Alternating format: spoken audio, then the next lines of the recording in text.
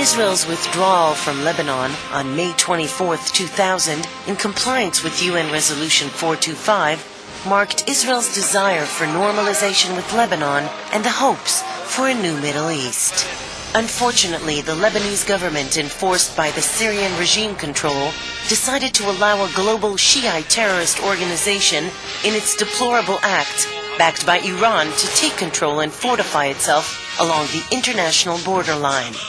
Ever since Hezbollah overtook control of South Lebanon, it turned the international borderline between Israel and Lebanon into a war zone, kidnapping and killing border patrols, attempting to draw Israel's response. On July 12th, Hezbollah terrorists infiltrated into Israel territory and attacked 2 IDF armored jeeps patrolling the border with Lebanon, killing 3 soldiers and kidnapping 2. IDF ground forces entered Lebanon in the area of the attack.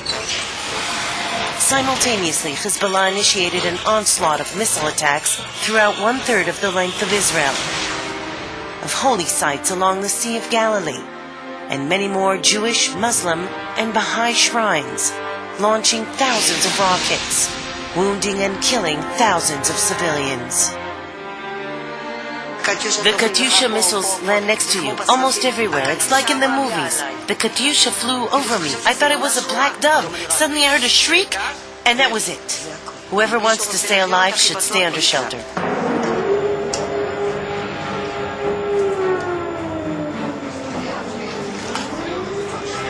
We've been living here in this shelter for the past 19 days. We get up in the morning, we run home for a short while, but we're even afraid to shower from fear of a sudden bombing, and we quickly return to the shelter. We run from our home to the shelter every 5 minutes. We all sleep together, play together. I keep searching to see where my kids are. My family's in Lebanon. My son, too.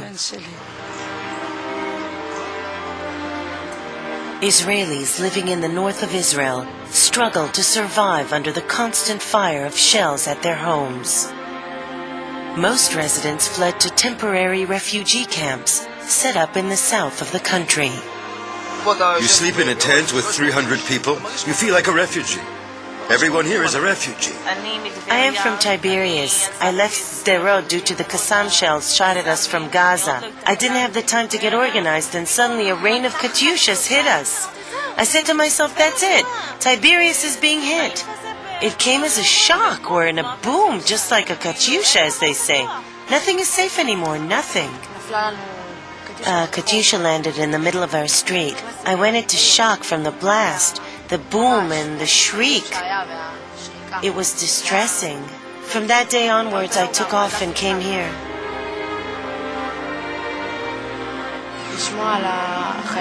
To hear of all the soldiers and the dead, to think of them fighting in Lebanon, it's really difficult. To watch television and see them fight for our well-being.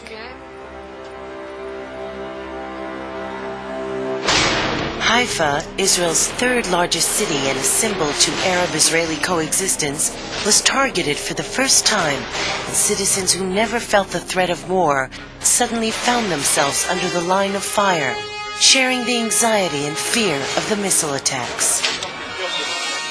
I tuned the radio in order to listen to where the missiles landed. And then the missile hit me. What can I tell you? I was totally helpless. I never felt anything like that before.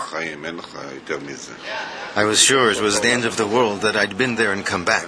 I always said it was 1 in a million chance for it to hit me. There are better chances winning the lottery, and then I was hit.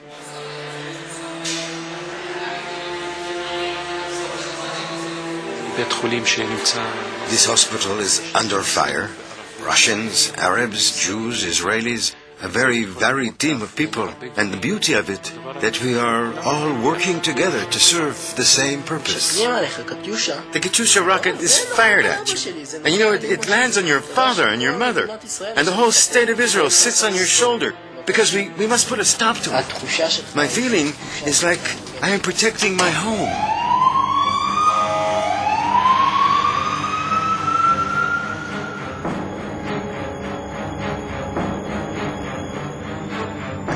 I arrived to this scene with 2 teams. This whole place was in flames. You can see the holes in the gas tanks made by the shrapnel. In the Upper Galilee, we have been bombed with over 100 Katyushas per day. The scenes are painful and shocking. People are confused, bleeding, panicking, anxiety wherever you go. No one can say it's not frightening. The missiles they launch have no specific address. It does not differentiate a Jew from an Arab. It bombs the Jewish and the non-Jewish homes. Throughout this period, the Israeli Defense Forces have been trying to put a stop to these attacks and try to bring to the return of the 2 kidnapped soldiers. There are no winners in the war. We are all losers.